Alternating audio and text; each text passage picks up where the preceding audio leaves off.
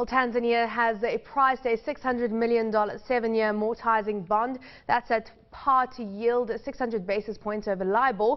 Now that's reaching the maximum amount it had planned to raise through the privately placed floating rate note. We're crossing over to Yvette Babb, Africa Research Strategist at Standard Bank, to delve more into this latest development. So, of course, Yvette, Tanzania joining the likes of Namibia, Zambia, Angola in raising funds in international capital markets. Can they afford to pay these type of rates, 600 basis points above Libor?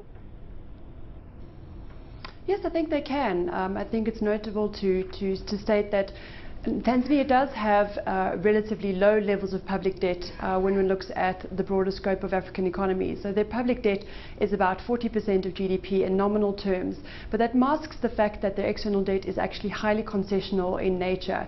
So if we look at the servicing costs of this debt, it's extremely low. It's actually only about 4% of the overall budget, which is dedicated to debt servicing costs, and it's about 2.5%, or the ratio to exports actually 2.5 in terms of debt servicing costs.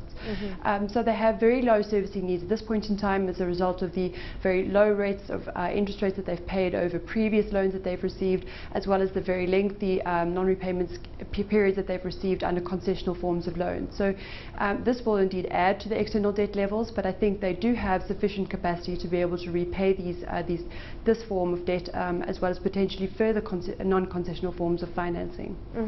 So as you're saying, potentially being able to increase borrowing even further offshore. Looking at the $600 million that they raised, that's the top end of their target. So what's investor appetite? I mean, how would you describe the kind of view on the attractiveness of investing in Tanzania right now?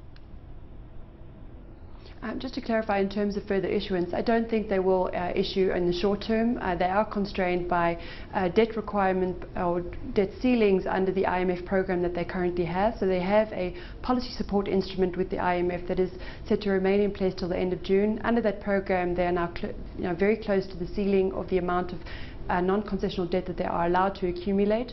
So this issuance is like to be the last for at least in the foreseeable future under this program, we're to see if they have room under a newly negotiated program with the IMF. With regards to the appetite for this issuance, we've seen that it was very well received in the primary market from a wide array of investors. We've seen investor clients from the US to even in Europe, as well as the UK, as even other countries on the continent, expressing desire to gain exposure to Tanzanian assets.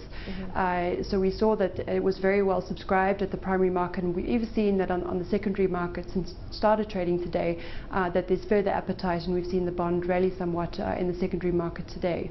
What would you say is driving that interest in Tanzania right now from many developed world investors, is what you're pointing out right now?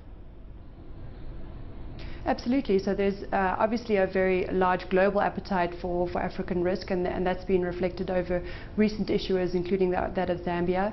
We've also seen obviously that the global levels of liquidity remain quite high, although there are fluctuations in risk appetite. So the timing of these bonds is sometimes tenuous, but we saw that this issuance was very well received, and the reason for that is obviously the fact that there are limited issuances out of Africa, and there is particularly a limited amount of Tanzanian issuances on the market. So this is the first publicly traded issuance from the Tanzanian government, and there's a strong desire, I think, to benefit from a very appealing growth story in the Tanzanian context, as well as obviously being able to, or at least the pricing of this risk of this asset was quite favorable in terms of the structure of the deal. So the 600 basis points over 6 months Libor proved fairly attractive for a large amount of investors. And they obviously saw that there was potential upside for this bond beyond the primary issuance. Certainly is interesting. What are the funds going to be used for? I mean, have they ring-fenced these funds, or are they going to be used for broader fiscal plans?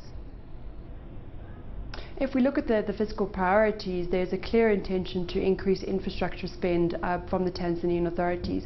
So assumedly these funds will be directed to infrastructure investment in Tanzania, and this is likely to include a large number of road projects. They obviously have plans to increase their electricity generation capacity, so we believe these funds will also be allocated to new power plants that are set to be embarked on very shortly, and that's also related to the developments in the gas industry. So part of these funds are also likely to be used for the construction of a gas pipeline between the gas fields in the southern part of Tanzania and the newly to be constructed thermal electricity plants in Tanzania.